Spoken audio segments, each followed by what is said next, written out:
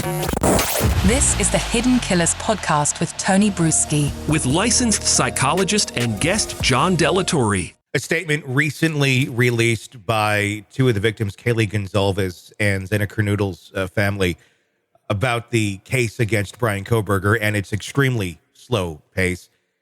We want to start healing.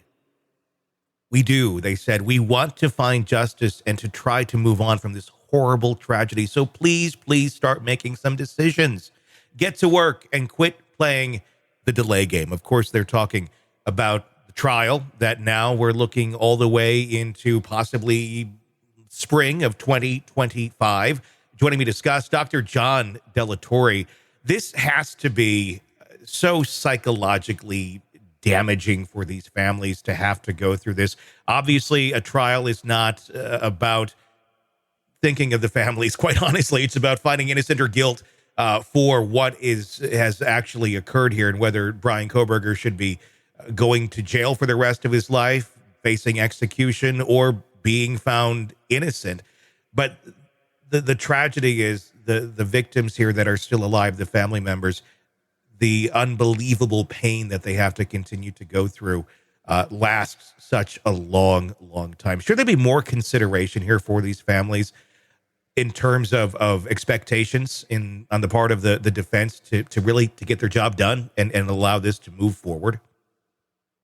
No, I think there should be more expectations on the judicial system moving quicker for those individuals who won't get justice at all.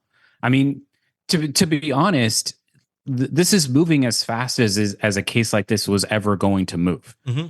Yes, there is a thing of a speedy trial, but that's not for the victims, right? Sure. That's for the defendant in the case, right?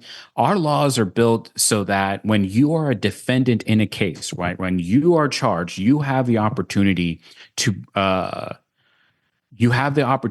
have a defense already set up, that no one is rushed, no one's going to be railroaded. There are marginalized groups who will always get railroaded, who will never have the time that they need.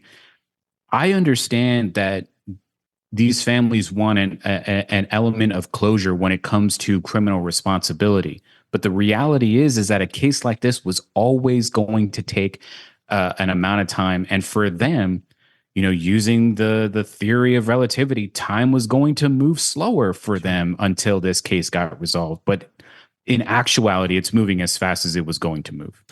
And I understand that, and I agree in a lot of those points. We're talking here now, almost to be 3 years since the murders took place, if the trial does in fact start in spring of 2025.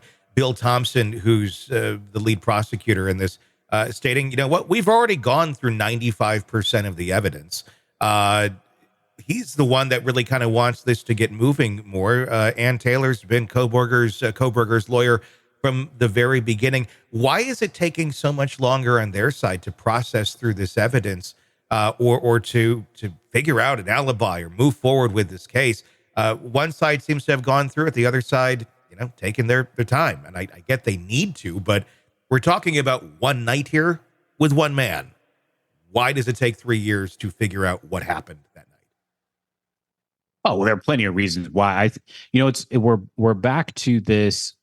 Yes, it's one night with one man, but there are 4 different victims plus 2 extra ones that are still technically a party to this, but weren't a real murder victim. So there's so much in terms of breaking down the science of the evidence that the defense needs an opportunity to present a counter argument. Now, again, he doesn't have to say anything, right? Kohberger's attorney, right? You are cloaked in innocence, right?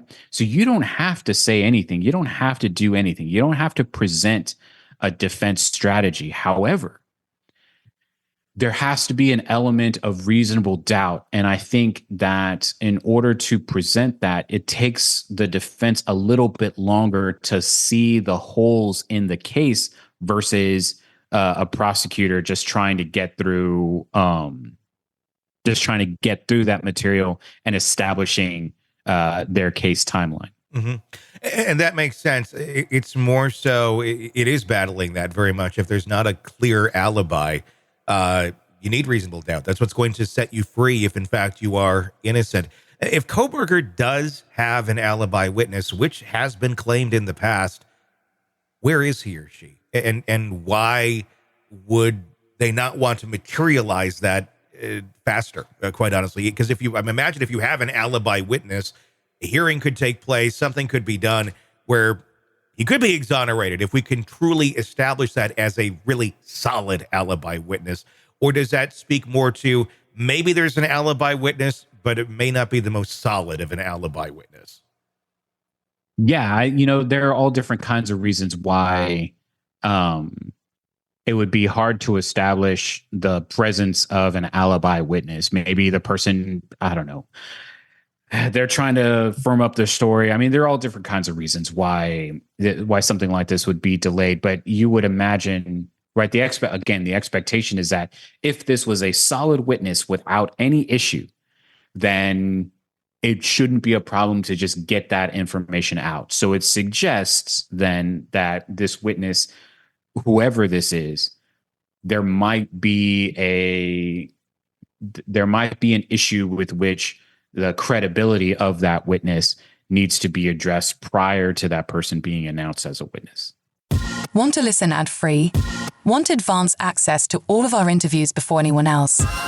Become a True Crime Today Premium Plus subscriber on Apple Podcasts. You get every episode commercial free. So you can binge on true crime until you can binge no more. Search True Crime Today Premium Plus on Apple Podcasts now, or go to our podcast page and sign up now. More of the Hidden Killers podcast next.